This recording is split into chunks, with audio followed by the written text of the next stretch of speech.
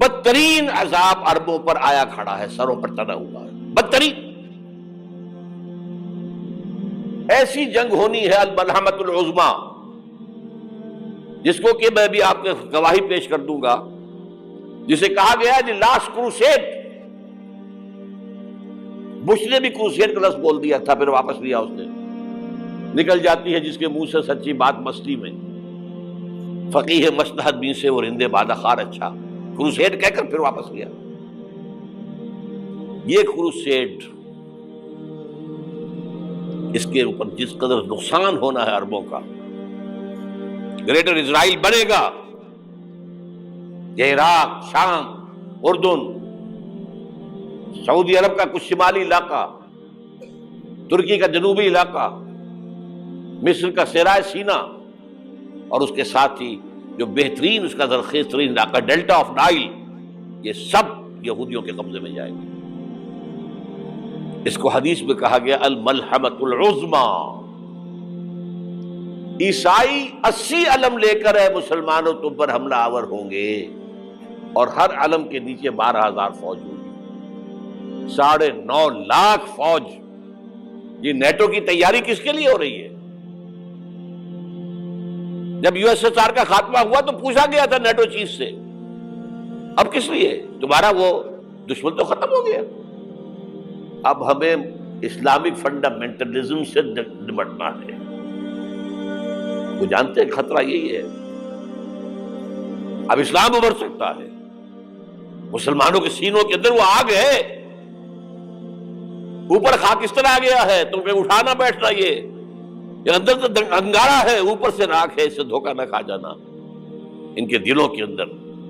اور بش نے کہا تھا مسلمان چاہتے ہیں کہ ہسپانیہ سے لے کر انڈونیشیا تک نظام خلافت قائم کریں، اور میں حیران ہوا تھا کہ اس کمبخت کو ہسپانیہ کا خیال کیسے آ گیا؟ ہمیں تو کبھی آتا ہی نہیں، اب ہم تو بھول گئے، وہ تو 500 برس پرانی بات ہے، جبکہ وہاں سے ہمیں نکال دیا گیا تھا۔ اگرچہ اقبال نے کہا تھا ہے ارض فلسطین پہ یہودی کا اگر حق، ہسپانیہ پر حق نہیں کیوں اہل عرب کا؟ ہسپانیہ میں تو 800 سال حکومت کی مسلمانوں نے، اور ابھی 500 برس سے گزرے ہیں نا۔ یہودی تو ارض مقدس سے 2000 سال نکالے گئے، انہیں لا کے آباد کیا گیا، عربوں کے سینے میں خنجر پھونک دیا گیا۔ وہ چھوٹا سا ملک جو چاہتا کرتا، کوئی پوچھنے والا نہیں۔ امریکہ جیسے اپنے بیٹے کی حفاظت کرے ویسے کرتا ہے اس کی۔ اور حضور نے فرمایا ہے وہ جنگ جب ہوگی تو ایک باپ کے اگر 100 بیٹے ہوں گے تو 99 ختم ہو جائیں گے، ایک بچے گا۔ یہ حدیث ہے، حدیث ہے صحیح۔ اور آپ نے فرمایا ویل للعرب من شر قد اقترب، عربوں کے لیے ہلاکت ہے، عربوں کے لیے بربادی ہے اس شر سے جو قریب آ چکی ہے۔ اور آج جس طرح انہوں نے ان کی تہذیب کو اختیار کر لیا ہے، دبئی جا کر دیکھیے، بدترین مغربی معاشرہ جو ہے وہ دبئی کے اندر ہم نے قائم کر کے دکھا دیا۔ اب سعودی عرب اس راستے پر بڑھ رہا ہے، اور اس کے بعد نمبر 2 پر جو ہے ہم پاکستانی ہیں۔ لیکن میں اس کے وہ پہلی بات جو کہہ رہا ہوں وہ تو یقینی ہے، اس میں تو احادیث صحیحہ موجود ہے۔ اگرچہ اس کے بعد پانسا پلٹے گا، پھر حضرت مہدی کا ظہور ہوگا، حضرت عیسیٰ کا نزول ہوگا، اور وہ گریٹر اسرائیل گریٹر گریو یارڈ بنے گا یہودیوں کا، ایک ایک یہودی قتل ہوگا اور دفن ہوگا۔ یہ بات میں ہونا ہے، میں پہلی بات پر فرض کر رہا ہوں۔ وہ پانسا پلٹے گا جب پلٹے گا، ابھی جو سامنے ہے وہ کیا ہے؟ جس ملحمۃ العظمیٰ کہا حضور نے، جسے آرمگیڈون کہتے ہیں عیسائی۔ آرمگیڈون کی اگر کہیں جا کر آپ دیکھیں گے، آپ ڈکشنری میں مانی تو کیا لکھا ہے؟ A very big war which will be fought between the forces of evil and good before the end of this world۔ اس دنیا کے خاتمے سے پہلے خیر اور شر کی قوتوں کے درمیان بہت بڑی جنگ ہوگی۔ ارمجدون اسے کہتے ہیں عربی میں، اور آرمگیڈون اسے کہتے ہیں انگریزی کے اندر، اور یہ بائبل کی آخری کتاب کے اندر ہے۔ جو اس میں کہ مکاشفات یوحنا، ریولیشنز آف سینٹ جان، یہ تو میں کہہ رہا ہوں یقین کے ساتھ، اور زیادہ دور نہیں ہے، آیا چاہتا ہوں۔ اس لیے کہ یہودیوں کا اور عیسائی جو کنزرویٹوز ہیں، نیو کنزرویٹوز، ان کا 5 نکاتی ایجنڈا ہے متفق علیہ، جس کے تحت کہ یہ جنگ صلیبی شروع کی گئی ہے۔ تو سن لیجئے آپ، آرمیگیڈون نمبر 1، گریٹر اسرائیل قائم ہو جانا اس کے نتیجے میں نمبر 2، مسجد اقصی اور قبۃ الصخرہ کو گرانا نمبر 3، وہاں تھرڈ ٹیمپل، وہ مسجد جو حضرت سلیمان نے بنائی تھی 1000 قبل مسیح میں، پھر برباد کی تھی نبوکدنضر نے، دوبارہ بنائی گئی، پھر دوبارہ ختم ہوئی، 70 عیسوی تک گری پڑی ہے۔ ان کا خانہ کعبہ گرا ہوا ہے 70 عیسوی سے لے کر آج تک۔ ایک دیوار ہے ویلنگ وال، جہاں جاتے ہیں، روتے ہیں، پیٹتے ہیں، ماتم کرتے ہیں، وہاں وہ بنے گا تھرڈ ٹیمپل۔ اور نمبر 4، اس میں لا کر رکھا جائے گا تخت حضرت داؤد کا۔ یہ تخت کہاں ہے اس وقت؟ یہ لندن شریف کے اندر جو ان کی پارلیمنٹ کا جو چرچ ہے، ویسٹ منسٹر ایبے، اس میں رکھا ہوا ہے۔ ایک پتھر تھا جس پر بٹھا کر حضرت داؤد کی تاج پوشی ہوئی، پھر حضرت سلیمان کی ہوئی، پھر وہ پتھر رکھ دیا گیا جب حضرت سلیمان نے بنایا ہیکل مسجد اقصی، وہاں رہا وہ۔ ہر بادشاہ جو تھا یہودی اسی کے اوپر بٹھا کر اس کی تاج پوشی ہوتی تھی۔ سن 70 میں ٹائٹس نے گرایا اسے، ہیکل کو، وہ پتھر لے گیا، وہاں سے روم گیا، روم سے آئرلینڈ گیا، آئرلینڈ سے اسکاٹ لینڈ آیا، اسکاٹ لینڈ سے انگلینڈ آیا، اور اب وہ رکھا ہوا ہے 14ویں صدی عیسوی سے آج تک۔ وہ ویسٹ منسٹر ایبے میں رکھا ہوا، ایک کرسی کی سیٹ میں اسے بنا دیا گیا ہے تخت کی شکل میں۔ اب انگریزوں میں کوئی ملکہ ہو، کوئی بادشاہ ہو، جس کی بھی تاج پوشی ہونی اس میں ہو، یہ لا کر رکھا جائے گا تھرڈ ٹیمپل میں۔ اور اس پر یہودیوں کے خیال کے مطابق ان کا مسیحا آئے گا جو مسیح دجال ہوگا، عیسائیوں کے خیال کے مطابق حضرت عیسیٰ آئیں گے، وہ ہمارا بھی خیال ہے حضرت عیسیٰ آئیں گے علیہ السلام۔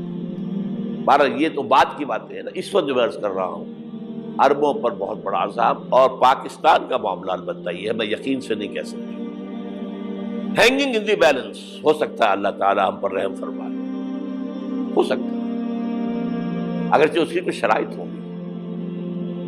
چمن کے مالک اگر بنا لیں موافق اپنا شعار، اب بھی چمن میں آ سکتی ہے پلٹ کر چمن سے روٹھی بہار، اب بھی ہو سکتی ہے۔ اور یہ بھی ہو سکتا ہے کہ اللہ تعالیٰ نے معجزانہ طور پر ہمیں ملک دیا، ہم نے اللہ سے بدعہدی کی، وعدہ خلافی کی، غداری کی، لہذا سزا دی جائے اور ہم سے یہ ملک چھین لیا جائے۔ اٹس جسٹ پاسبل، دور نہ سمجھے، اسے انہونی بات نہ سمجھے۔ جو گھیراؤ ہو رہا ہے آپ کا، آپ کے مغرب میں نیٹو فورسز اور مشرق میں بھارتی فورسز گدھوں کی طرح بیٹھے ہوئے انتظار کر رہے ہیں پاکستان اور ڈسٹیبلائز ہو جائے، یہاں اور بدامنی ہو جائے۔ اب لاہور میں پھر آج دھماکے ہو گئے ہیں، 2 دن پہلے کا دھماکہ میں سہ کے آیا ہوا ہوں، آپ کے سامنے بیٹھا ہوں، وہ جانیں بچی ہیں۔ جو ہماری اکیڈمی کا حشر ہوا وہ میں آپ کو نہیں بتا سکتا۔ یہ سارا کیوں ہو رہا ہے؟ تاکہ یہاں بدامنی ہو جائے اور ہمیں جواز مل جائے، مغرب سے نیٹو فورسز داخل ہو جائیں، مشرق سے بھارتی فورسز آ جائیں، اور ہمارے ایٹمی دانت توڑ کر اور پھر ہمیں بھارت کے سامنے ڈال دیا جائے۔ نو ڈو ایز یو لائک، یہ ان کا نقشہ ہے۔ ہوگا کیا وہ اللہ جانتا ہے، ہوگا وہ جو اللہ چاہے، لیکن اللہ کا چاہنا جو ہے وہ کس پر منحصر ہے؟ یہاں انقلاب برپا کرو، یہاں اسلام لاؤ، اگر دھندوں میں لگے رہو گے تو وہ خود بخود نہیں آ جائے گا انقلاب۔ صحابہ نے جانیں دی تھی، کتنی تکلیفیں اٹھائی تھی، 12 برس تک مکی دور کے اندر با نشہ درویشی در ساز و دمادم زن، جو پختہ شبی خدرا بر سلطنت جم سن۔ یوم طائف یاد ہے جو حضرت عائشہ فرماتی ہے کہ میں نے پوچھا تھا حضور سے کہ یوم احد سے زیادہ سختی بھی آپ پر کبھی آئی؟ یوم احد پر کیا ہوا تھا؟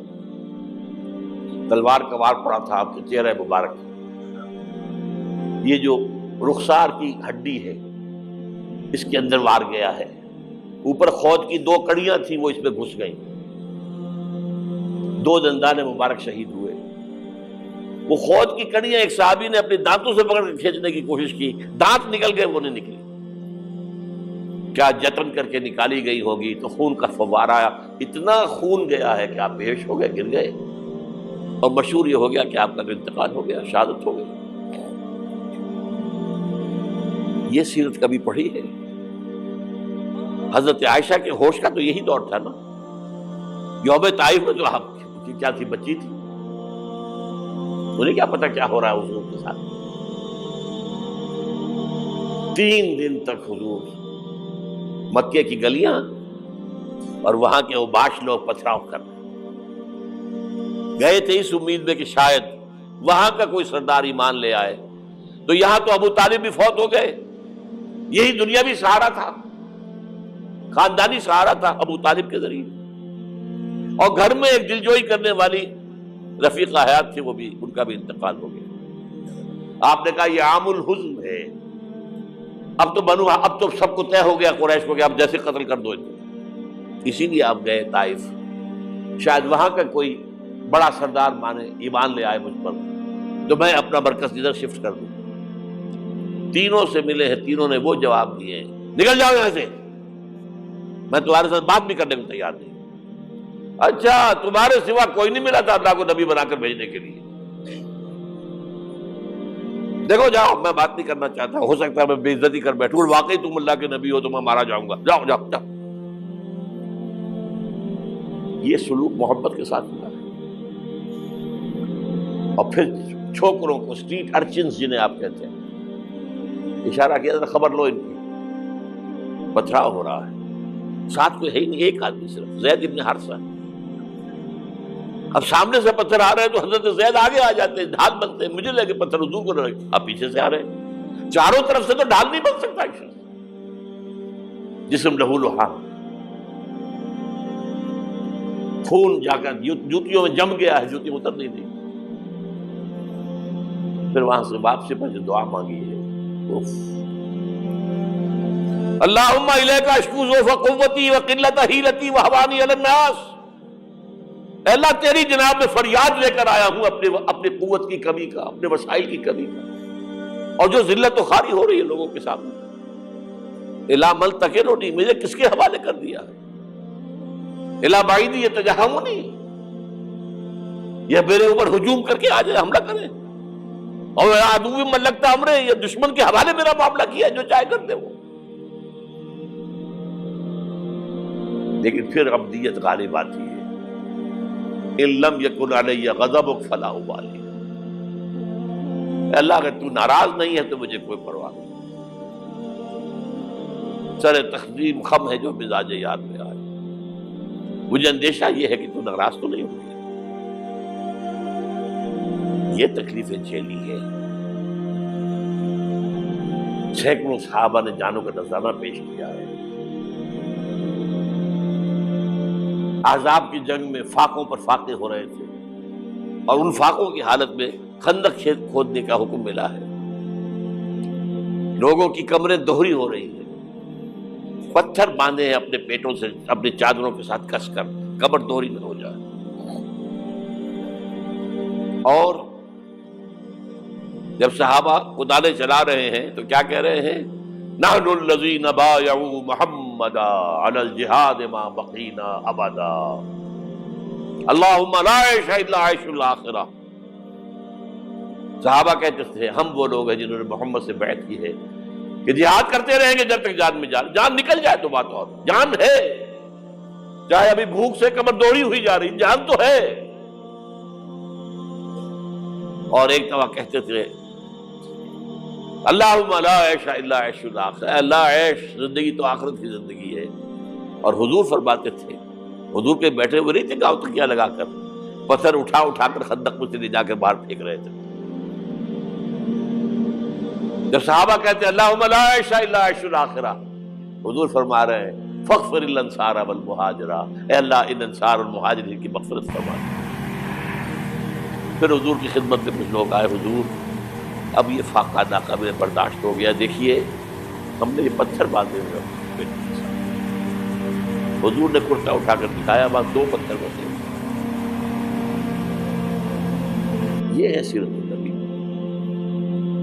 آپ کس چیز کو سیرت النبی سمجھتے ہیں؟